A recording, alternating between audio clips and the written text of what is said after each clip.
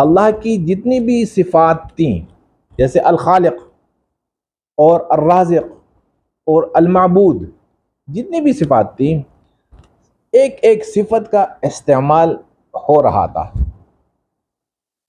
लेकिन दो सिफात ऐसी थी जिनका इस्तेमाल अल्लाह ने किया ही नहीं था, और वो सिफात क्या हैं?